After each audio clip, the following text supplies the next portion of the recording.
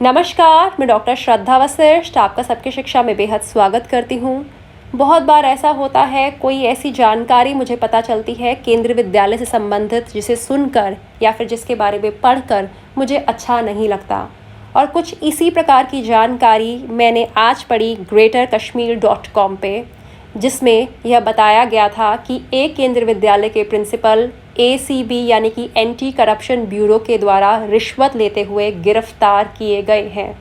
जी हाँ, बुरा लगा, क्योंकि प्रिंसिपल वह बहुत ही महत्वपूर्ण पद होता है जिसके पास अधिकार होता है दाखिले से संबंधित फैसले लेने का, बच्चों के ट्रांसफ़र से संबंधित फैसले लेने का और स्कूल में हो रही गतिविधियों से संबंधित सारे महत्वपूर्ण फैसले लेने का। और अगर ऐसे में प्रिंसिपल की गिरफ्तारी होती है, वह भी रिश्वत लेते हुए,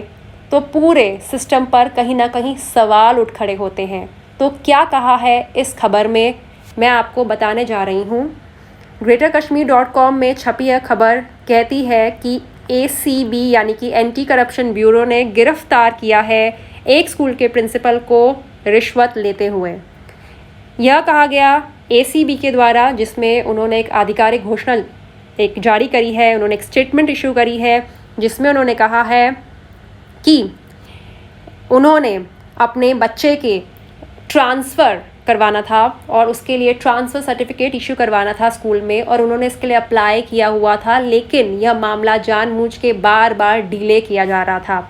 जब उन्होंने इसके लिए प्रिंसिपल से कॉन्टैक्ट किया, तो प्रिंसिपल ने ट्रांसफ़र सर्टिफिकेट इशू करने के लिए 25,000 रुपये की मांग करी। जब पिता ने कहा कि मेरे पास इतने पैसे नहीं हैं, तो 15,000 रुपये पे फाइनल मामला सेट किया गया। देखिए, मुझे बोलते हुए भी अच्छा नहीं लगता जो इस खबर में लिखा है, लेकिन इस खबर में जो लिखा है, क्योंकि ACB ने भी इसकी आधिकारिक पुष्टि करी है इसकी, तो ये जो खबर में बात लिखी है, हम सभी के लिए बहुत ही एक दुख होने वाली बात है और कहीं ना कहीं बहुत ही परेशानी देने वाली बात है। तो 15,000 रुपये पे कहीं ना कहीं मामला सेट किया गया। और पिता ने मैं उनकी सूझबूझ की मैं बहुत ही उनकी तारीफ़ करूंगी कि उन्होंने यह बात सीधा ACB यानी कि एंटी करप्शन ब्यूरो में इस बात की शिकायत करी और उन्हें पूरी घटना की जानकारी दी कि ऐसा ऐसा है, मुझसे इतने पैसे मांगे गए, ये हुआ। तो ACB ने एक ट्रैप टीम कॉन्स्टिट्यूट करी और कहा कि इस प्रकार से आप बुलाइए, इस जगह बुलाइए, और उन्होंने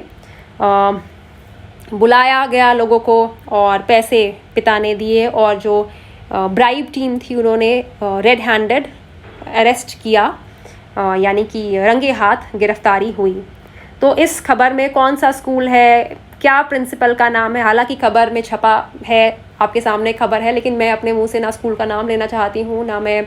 प्रिंसिपल का नाम लेना चाहती हूँ, ना ही मैं और जो लोग इसमें इन्वॉल्व हैं उनका नाम लेना चाहती हूँ। लेकिन हम सभी के लिए एक बहुत ही एक दुख देने वाली बात है, क्योंकि हम सभी बहुत ही विश्वास करके अपने बच्चों का केंद्रीय विद्यालय में दाखिला करवाते हैं, उसके लिए अप्लाई करते हैं। और अभी जो हालात चल रहे हैं, जो पिछले साल हालात थे, महीनों बच्चों के दाखिले का इंतज़ार करते हैं, और उसके बाद यदि इस प्रकार की जानकारी पता चलती है, इस प्रकार की खबर पता चलती है, तो बहुत बहुत बहुत दुख होता है। और मैं उम्मीद करती हूँ कि केंद्रीय विद्यालय संगठन कोई ऐसा ट्रांसपेरेंट सिस्टम बनाए, एक ऐसा सिस्टम बनाए जिसमें अगर पेरेंट्स के साथ इस प्रकार का व्यवहार हो रहा है, उनसे पैसे मांगे जा रहे हैं, तो उसकी जो कंप्लेंट करने का जो अधिकार है, पेरेंट्स के पास अधिकार तो है, लेकिन कहाँ कंप्लेंट करनी है, किस नंबर पे फ़ोन करना है, कहाँ ईमेल पे करना है, इस तरह की जानकारी को सार्वजनिक रूप से अखबारों में छपा जाए, ताकि पेरेंट्स को उनके अधिकारों के बारे में पता चले। और किसी भी परेशानी की स्थिति में, कोई भी ऐसी स्थिति में जब उनसे किसी भी प्रकार के पैसे या किसी और प्रकार की